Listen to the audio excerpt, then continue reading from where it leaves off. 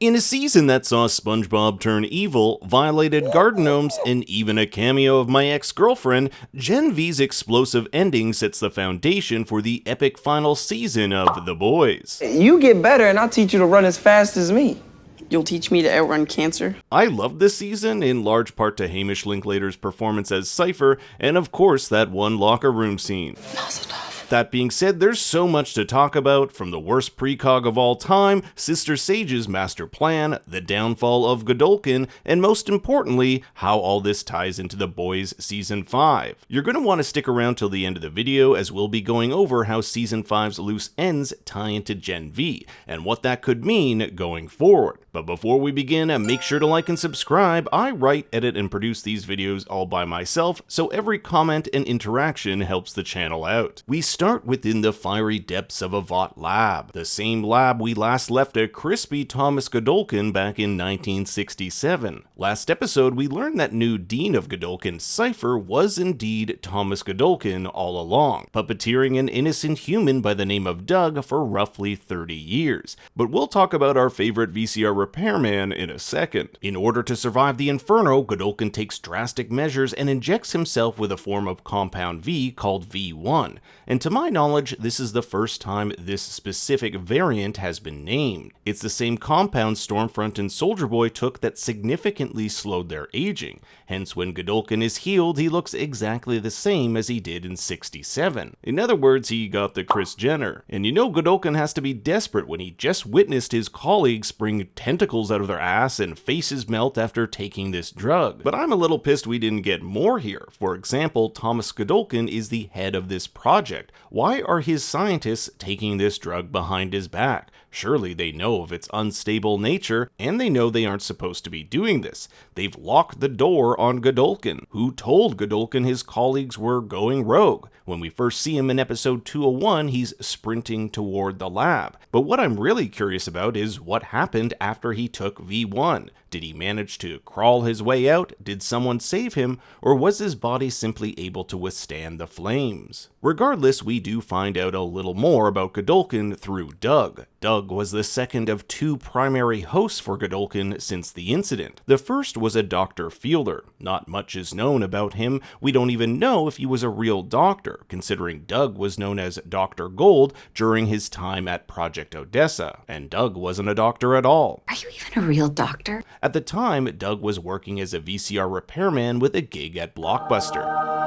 And for those of you too young to remember, Blockbuster was the most magical place on the planet. Get real. You'd rather be playing video games. You can rent them from Blockbuster. It's kind of ironic that the person Godolkin chose as his vessel is the epitome of the person he despises, a complete nobody of no value, and a human no less. Doug is the perfect candidate because he has no family. No one would look for him if he disappeared. Thus, since Godolkin's previous host was getting too old, he took over Doug and, as his first order of business, has him kill Dr. Fielder. Sometime between 1996 and 2005, Godolkin and Doug would restart Project Odessa, a project designed to engineer and control next-level soups. According to former Vought CEO Stan Edgar, there were only two successful Project Odessa cases: Homelander and Marie Moreau. It was actually Stan Edgar who shelved the project after Homelander was deemed bad product and Marie's powers hadn't yet manifested. In episode 201, Emma tells us that very little is known about Dean Cypher, only that he spent a few years at the Vought Mexico City office. With The Boys having a Mexico spin-off currently in development, it's quite possible we might learn a little more about Godolkin and Cypher's time south of the border. Marie tries to heal Doug's broken ribs and back, injuries he sustained while Polarity launched kettleballs at him. While under Godolkin's control, he could feel no pain, but he knew everything that was happening to him. I can only imagine the therapy bill this guy is going to need. He'd have remembered countless murders, giving sponge baths to pruny old men, and being R-worded by a self-lobotomizing soup. In fact, if I were Kate, I'd be like, bro, let me just wipe the last 20 years of your life away.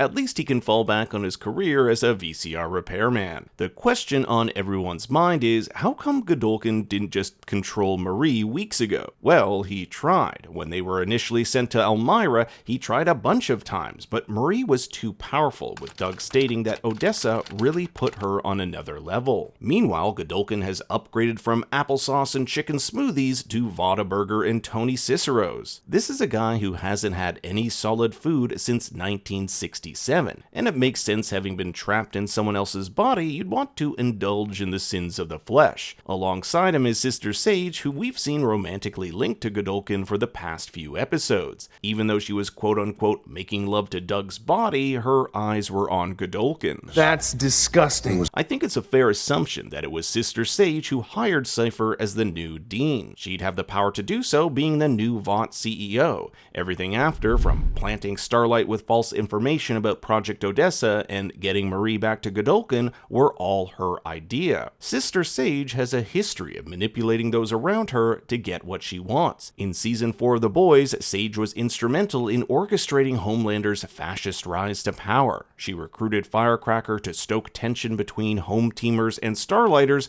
ran a media war to destroy Starlight's image, and released footage of President-elect Singer ordering a hit on Victoria Newman, allowing Homelander ally Speaker Calhoun to become president and declare martial law under Homelander's rule. Sage's motivations are deliberately vague. In the Season 4 finale, she tells Homelander she did all this to, quote, see if she could. It's less about ideology with her and more about her own ego. A challenge. Instilling Homelander as the de facto president was what Sage called Phase 1. Phase 2 has yet to start, as she'll later tell Godolkin that their plan for Phase 2 heavily involves Homelander. But as we'll soon find out, Godolkin wants to scrap that plan entirely. What I'm curious about is how Godolkin and Sage met. How did he reveal his identity to her, or did Sage use her superior intellect to track him down? Remember that she now has the entire power of Vought behind her. And what about Godolkin's ties to Nazis? Godolkin and Frederick Vought founded the university, and Vought was a known Nazi.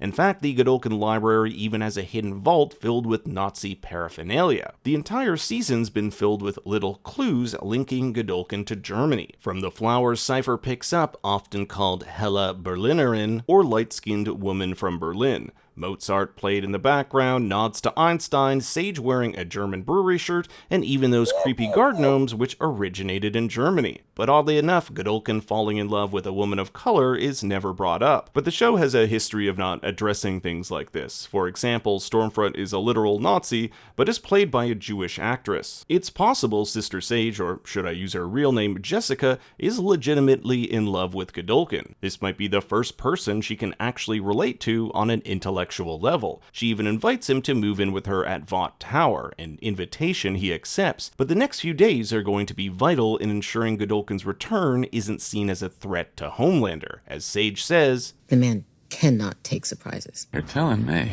Godolkin, however, has other plans in mind, telling Sage he's got one more class to teach, and Sage is like, disappointed! Polarity and Doug make their way to the hospital, where Doug recounts the hell that was being under Godolkin's control. It's gotta be a weird situation for Polarity, as the man who killed his son Andre is right next to him. Well, technically Doug was being controlled by Godolkin, and Polarity understands this. There's this heartwarming moment where Doug recounts how Andre made Godolkin's life hell at Elmira. Andre was fearless and brave, with Doug calling him the greatest hero he's ever seen. Of course, that's before he gets a samurai sword through the chest. The poor dude gets free for the first time in 30 years and is immediately killed. The assailant is none other than Black Noir, who uses a halothane bomb to knock Polarity out and take a selfie. The last we saw Noir, he engaged in Homelander's purge, accidentally killing Ashley's assistant Ashley instead of Vought CEO Ashley, who Sage confirmed earlier in this season is still alive, but not doing very well after she injected herself with Compound V in the Season 4 finale of The Boys. It's also important to note this isn't the original Black Noir, rather a replacement. The real Black Noir was murdered by Homelander in Season 3 for knowing Soldier Boy was Homelander's father and not telling him. This is why Polarity is later confused when he hears Black Noir talking. So, you can talk now? Back at Godolkin, the gang decides on what to do next. Surely Marie must go into hiding. With Godolkin now in his more powerful form, he could take over her body forever. Marie also comes to the realization that Godolkin has already been in her head. He made her believe she was special, the best, superior to her friends, and that ego got to her. She empathizes with Kate, who had the same thing happen to her in season 1. Kate was constantly told her power was a gift, when in reality, people like Dean Shetty were merely using her for their own gain, just like Godolkin used Marie for his. She apologizes to Kate and heals her power. This is a major departure from last episode, in which she claimed she would never heal Kate because she couldn't be trusted. The opposite is now true. Marie's had a total change of heart. In this brief shot of the Godolkin statue, you can read the engraving, "The path shall begin here where mortals become gods," an apt saying considering Godolkin wants to create literal gods at a university named God U. And in a shocking twist, Godolkin reveals himself through the God U Instagram page. And here are just some of my favorite comments from users responding to this sudden reappearance. Remember that Godolkin was presumed dead. Stan Edgar said that the body was never recovered from the lab fire in 67. This is definitely not how Sage envisioned revealing him to the world, and more importantly, Homelander. In fact, we'll even see she gets a call from Homelander, which she'll not answer. Godolkin states the reports of his death were false and that he has returned to right a terrible wrong. As of today, the student rankings will be reset, and those who wish to take part in his once invite-only advanced seminar may join. So regardless of your power and major, you can have the chance to be in the top 10 and one step closer to the 7. Marie knows this is a trap. But unlike last episode where she insisted on doing things on her own, this time she has her friends to help bring down Godolkin together. Are we hugging?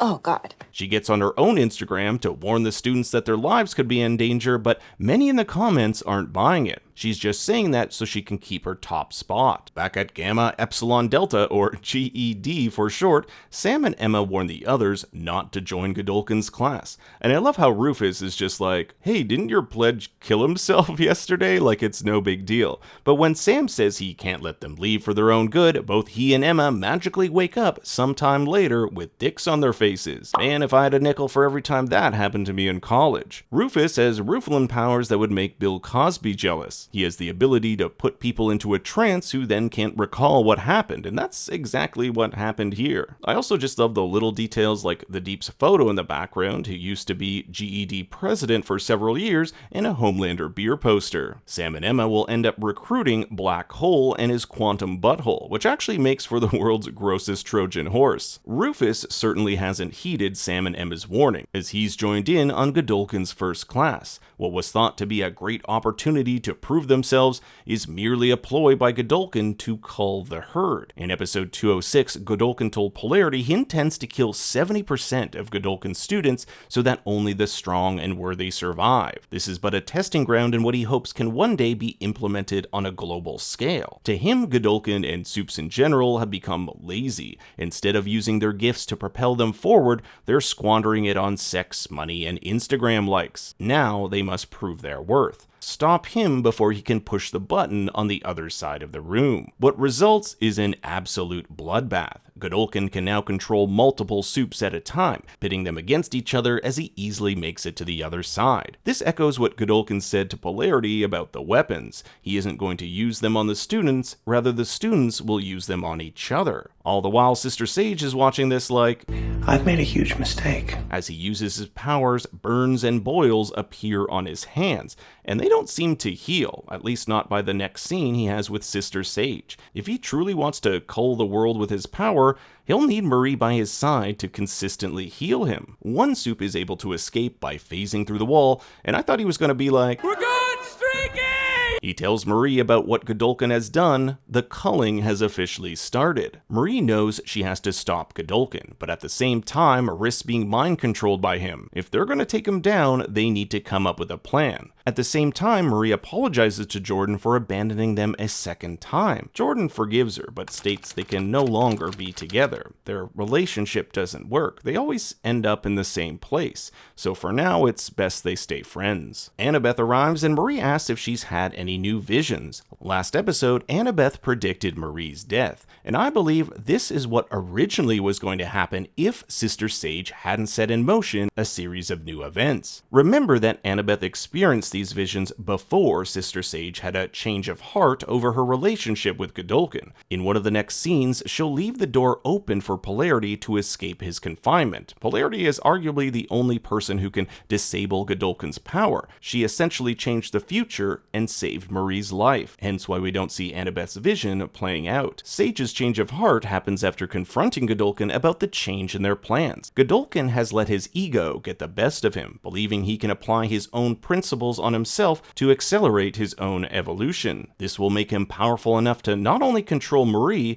but to control the other Odessa baby, Homelander. For Godolkin, Homelander is the very reason soups have been held back from achieving their true potential. Look at how he's put half-assed soups like Firecracker and the Deep in the 7. Vought isn't about glorifying soups, but embracing novelty acts to sell cheap products to the mindless masses. Godolkin even calls Homelander weak because he can't tolerate any competition. After one last plea, I think Sage gets the feeling this is one fight she's not going to win. So does she go along with him or stick to her original plan? Surely making all the students perform a choreographed mind-controlled dance to Judy Garland's Get Happy will sway her. Okay, maybe not. Polarity's been taken by Black Noir to an undisclosed location. Noir is a huge fan of Polarity's films, hence the selfie and why he can't stop talking about the plot holes in his Area 51 sequel film, Area 53. In the 2000s, Polarity starred in a string of Men in Black-inspired sci-fi films which Noir has some major criticisms of. Unfortunately, this movie review is cut short by Sister Sage. Wherever they've taken Polarity, it can't be too far from campus, and it looks to be underground judging by the tree roots on the walls. Sage knows that Polarity's been healed, but notes this has actually made him weaker. No one is more powerful than a man with nothing to lose. It's kind of interesting this exact saying can be applied to Godolkin. Like Polarity, he was a man with nothing to lose. Sage has taken on this kind of nihilistic mindset, telling Polarity things like he's still going to die, just not today, none of this matters, and everything is the same. And this was the first time where I was like, could Sage have either A, a precog type ability like Annabeth, or B, is so smart and developed a sort of supercomputer that can predict the future? Shows like Westworld and Person of Interest contain computers that do similar predictions. Or maybe she's just so smart she can calculate these things in her head. But when she says, "You're still going to die," what does she mean? Like old age or some other tragic fate? It's Sage who knowingly leaves the door to Polarity's cell open, allowing him to travel back to campus in the finale's ultimate showdown. Godolkin ushers in a new group of students in an effort to, quote, increase the pressure. But Kate pushes Godolkin's assistant Vance, who opens the steel doors to make way for Marie. Marie isn't playing. She says if Godolkin lets everyone go, she won't kill him. But Godolkin isn't going down without a fight. In a completely unfair 1v10, Marie creates a blood lasso to push her friends out of Black Hole's asshole. That's a sentence I thought I'd never say. What ensues is this giant fight, but there are a few key things I want to point out. First is Sam and Greg fighting to protect Emma. These two have fought over her all season, and one of my incorrect theories was that Greg would be revealed to be a bad guy. Turns out he's just a man in love. But back to Emma, did you notice she gets big and returns back to her normal form without having to purge or belittle herself? This has been foreshadowed throughout the season, like when Harper proved to her that this is possible. So if there's another season of Gen V, or if Emma makes an appearance in The Boys, expect her to fully control her powers, and hopefully we'll get more scenes like this. Pew, pew, pew, pew, pew. Emma knocks over Godolkin, giving Harper enough time to use her mimic power. Ever since this was revealed in 203, I was like, this has to be used to take down Godolkin. It's far too OP of a power. It essentially allows her to mimic other Soup's powers for 60 seconds. That allows her to break the mind control of the others and Marie to finish Godolkin for good. This, unfortunately, is short-lived. Godolkin's heightened power allows him to control Marie, and if you can control Marie, you can basically control anyone. Her blood power ensnares everyone into this painful stasis as Godolkin recites his big villain speech. He says that most of them are perfect Soup specimens, but that they all have one unforgivable weakness: treason. They betrayed their kind, which means they'll have no place at this school or the world to come. But just as Marie is about to finish the job, Polarity blasts his way through, stunning Godolkin and snapping Marie and the others out of their trance. Marie uses this opportunity to explode Godolkin in a steaming pile of guts. I guess he was right when he said he would help them level up. You know, you can all level up under the right amount of pressure. Thanks for the level up. asshole. The gang can't stay on campus much longer. Vought will be on the way, and no doubt they'll need a scapegoat to explain away the school's second massacre in 2 years. Imagine you're planning on which school to go to and you're like, Harvard or the school with 2 massacres? No doubt Marie, Jordan, Kate, Emma, and Sam will be painted as treasonous Starlighters. They really have nowhere else to go. Polarity decides to stay, which likely means he might take the fall for the massacre. He does say he'll be in touch with Emma, which could mean a cameo in the final season of The Boys. I really enjoyed Emma and Polarity's relationship this season. She was the one to get him out of his shell and pushed him to find the truth about his son, even if it meant searching Nazi vaults while high on drugs. Emma has a final goodbye with Greg, who decides to stay back to look after his sister. It's going to be tough to have a relationship blossom from this, considering Emma is now on the run. She's also going to be with Sam a lot more, and we know he wants to get back with her. But in the final scene, it looks like Emma is going to embrace being single. There's no me and Sam. There's no me and anybody. The gang stops on the side of the road to piss, and I thought it was pretty funny that Jordan can turn into a man, making pissing a lot easier. Marie asks Annabeth if she wants to go back to Aunt Pam. No one is looking for her, and she could go back to her old life. But for a girl who spent her entire life hiding from her sister, Annabeth decides to stay, even calling Marie a hero. Suddenly the lights flicker as we get the return of Starlight. It was Starlight who recruited Marie to go back to Godolkin in the first place, a mission based off fake Odessa info from Sister Sage. Starlight here says, "We could use you," no doubt referring to her, A-Train, and I'm assuming a much larger resistance group filled with other soups. The last time we saw A-Train, he was outed as being the Vought leak, and is currently on the run. But how exactly will the ending of Gen V Season 2 tie into the series finale of The Boys? As of the writing of this video, showrunner Eric Kripke stated that The Boys' final season takes place 6 months after Gen V Season 2, so we're getting a significant amount of time passing since The Boys Season 4 and 5. We still don't know the fates of Butcher, Huey, Kimiko, Frenchie, and MM. Will Season 5 start off having to rescue them, or will they have already been saved? Season 5 looks to be a battle between Homelander/Vought and the Resistance, only now the Resistance has Marie Moreau, the only other soup created by Project Odessa,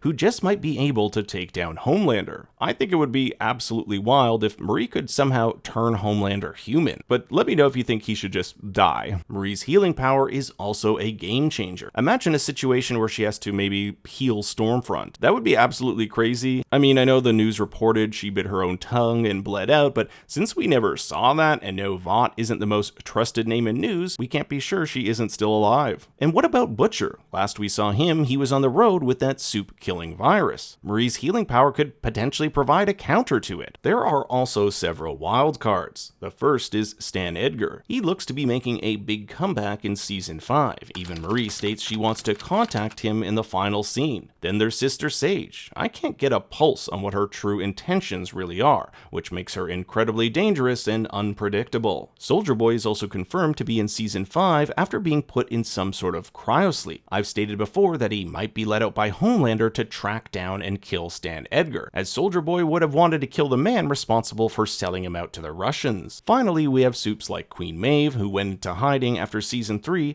Zoe Newman, Cindy, and former Vought CEO Ashley, who could still fit into the mix. No official release date has been set for the final season, but rumors have started to swirl that even though The Boys is coming to an end, there might be a Gen V Season 3. In fact, Eric Kripke confirmed a Season 3 outline has been completed. If The Boys are successful in taking down Vought and Homelander, we could definitely see the gang making its way back to Godolkin. I wonder if they would change the name of the university, considering Godolkin ended up being a genocidal freak. But that about does it for Gen V Season 2. What did you think of the finale, and what do you most want to see in The Boys Season 5? I want to hear your thoughts and theories in the comments below. Thanks for watching, be sure to like and subscribe, and for more bad takes you can follow me on Twitter and Instagram at ThinkStoryYT. Until next time, remember, Daddy loves you very much.